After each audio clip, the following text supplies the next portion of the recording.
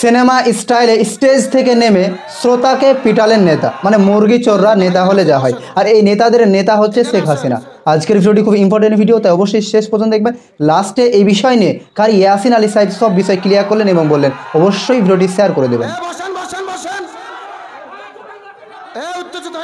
দেখুন দেখুন আল্লামা মামুনুল হকের কথা কোরআনে থাকা লাগবে কেন? রসুলের কথা ছাড়া আলেম ওলামা গুণ নবী গুণের ওয়ারিস, আল ওলামাউ ওয়ারাসাতুল আম্বিয়া।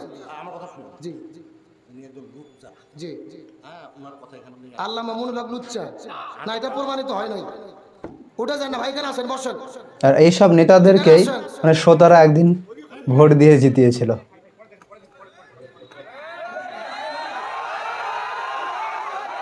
বসেন বসেন বসেন,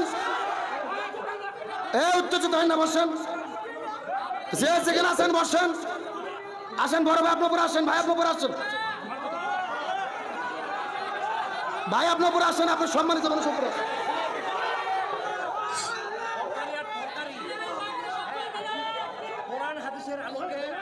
আপনি এখানে আসেন, এই লোকগুলো বসে, আপনি এখানে আসেন। যে যেখানে আছেন বসে পড়েন, 5 সেকেন্ডের মধ্যে বসে পড়েন।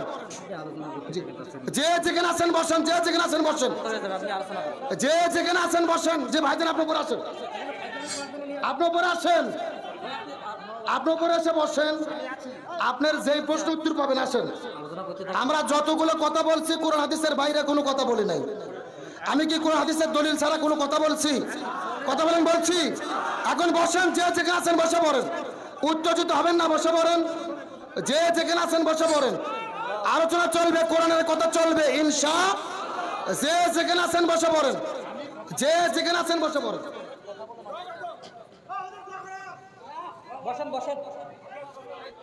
আসেন বসেন, যে যে বসেন।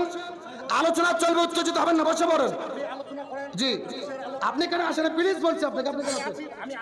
আপনি কেন না আসলে পরিবেশ শান্ত হবে না? আসেন এখানে, আপনি কেন বসেন? আমি আলোচনা করতেছি, আপনি আসেন মঞ্চে বসে পড়েন। যে যেখানে আছেন বসে পড়েন। চিৎকার করে বলেন আপনারা কোরআনকে ভালোবাসেন না? কোরআনকে ভালোবাসেন না? রসুলকে ভালোবাসেন না? আমি এই কোরআনের দোয়াইতে আপনাদেরকে বলতেছি, সত্যি যদি ভালোবেসে থাকেন 2 সেকেন্ডের মধ্যে বসে পড়েন। জি, যে যেখানে আছেন বসে পড়েন, যে যেখানে আছেন বসে পড়েন, যে যেখানে আছেন। আলোচনা চলছে, জোরে বলেন চলছে, কিন্তু আপনারা বিশৃঙ্খলিত হলে কিন্তু কথা বলা যাবে না।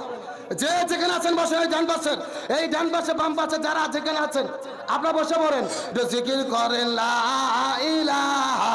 দেখুন, আমি এইখানে যদি কোনো একটা আলেমের নাম না, আপনারা জানেন আমাদের দেশ থেকে আমাকে এক জায়গায় প্রশ্ন দিয়েছিল, ডাক্তার জাকির নায়েকের বক্তব্য শোনা যাবে কিনা।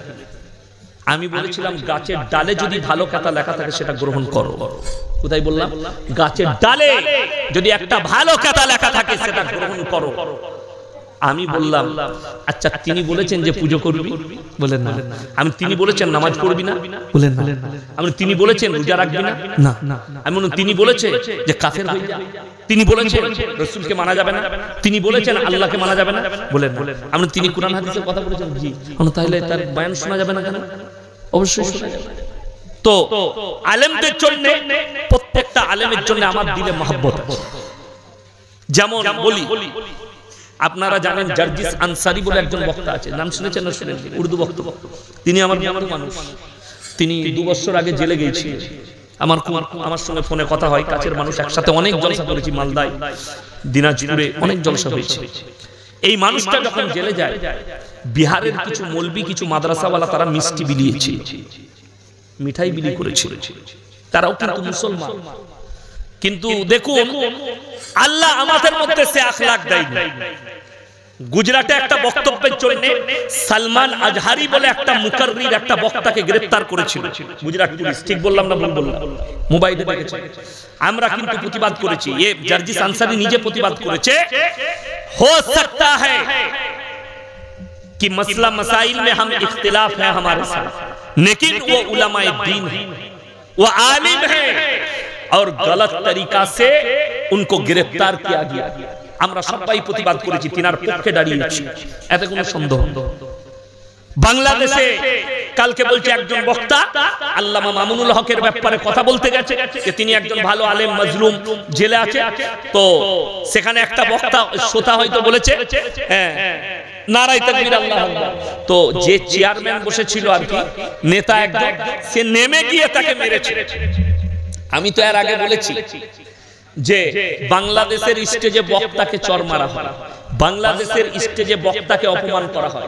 আমাদের দেশে যদি বক্তাকে কেউ অপমান করতে চায় তা সে যে কি রাম ধুলাই খাবে তা আল্লাহ ছাড়া কেউ জানে না। ঠিক বললাম না ভুল বললাম? প্রিয় দর্শক বিন্দু, ভিডিওটি ঝড়ের গতিতে শেয়ার করবেন। যেখানে জালসার মাহফিলে আলেম ওলামার এসে হাদিস কোরআনের কথা বলে এবং শ্রোতারা দু একটা প্রশ্ন করে, এখানে নেতারা আসে ঠিক আছে, কিন্তু এসে এইভাবে এরকম তারা কেন করে? যদি একটা জালসার মাহফিলে যেখানে এত ক্যামেরা আছে, সব কিছু আছে, সেখানে যদি তারা এরকম করতে পারে তাহলে আড়ালে কী করে? তাই ভোটের আগে ভিডিওটি অবশ্যই বেশি বেশি শেয়ার করবেন আর আপনাদের মতামতটি কমেন্ট বক্সে আবারও জানাবেন। আর নিয়মিত আমাদের ভিডিও পেতে আমাদের ইউটিউব চ্যানেলটি সাবস্ক্রাইব করবেন যদি আপনি ইউটিউব থেকে ভিডিওটি দেখছেন। আর যদি আপনি ফেসবুক থেকে দেখে থাকেন তাহলে অবশ্যই ফলোটা করে রাখুন পরবর্তীতে এরকম ভিডিওর জন্য।